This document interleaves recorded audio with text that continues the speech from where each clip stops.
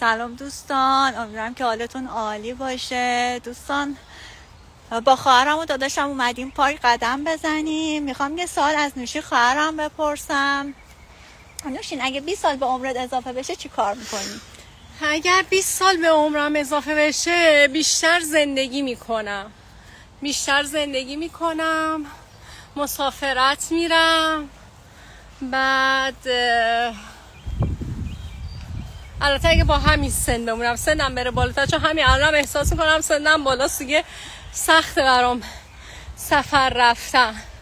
خب ولی دوستان تحقیقات نشون داده هر چقدر فرصت به آدم ها داده بشه از فرصتاشون به درستی استفاده نمی کنن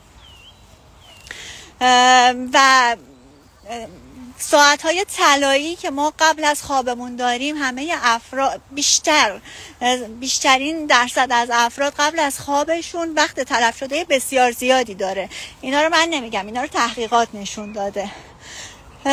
واقعا صحبت من الان این هستش که چرا ما قبل از خوابمون گوشی موبایلمون رو بی هدف بگیریم دستمون و تو سایت های مختلف فعالیت در واقع بچرخیم تا خوابمون ببره. چرا برای خودمون فعالیت نکنیم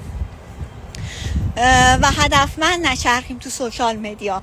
اگر واقعا دوست دارید سوشال مدیا رو به صورت حرفه‌ای یاد بگیرید و تو فضای مجازی حرفه‌ای فعالیت بکنید و کسب درآمد بکنید، حتما این آنلاین بیزینس رو بررسیش بکنید.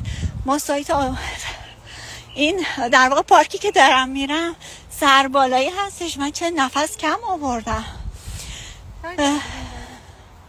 سایت آموزشی خیلی حرفه‌ای داریم، قدم به قدم در کنارتون هستیم. علاوه بر سایت آموزشی در واقع مربی حرفه‌ای در کنارمون هستش و ما هیچ وقت مسیر رو تنها نمیریم.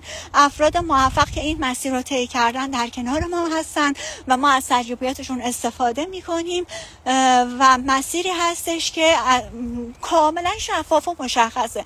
یعنی وقتی که ما وارد این آنلاین بیزینس میشیم، مسیرمون از نقطه A تا نقطه B کاملا مشخص هستش و واقعا من توصیم به افرادی که میخوان آنلاین بیزینس خودشون رو راه اندازی بکنن، آنلاین بیزینسی رو انتخاب بکنن. ای جانم، اینجا مسیر سگا هستش، در واقع پارک سگا هم هستش، دارن اون طرف بازی میکنن.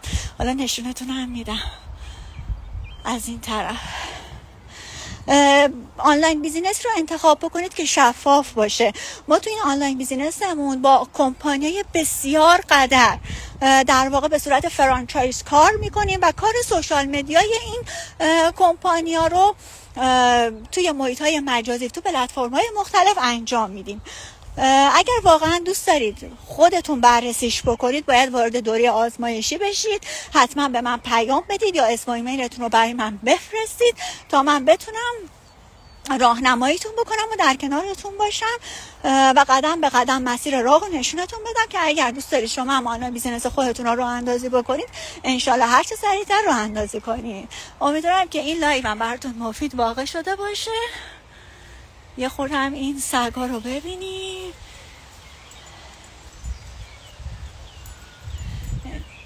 انشالله که هر جا که هستید در پناه حق باشید. خدا نگهدار.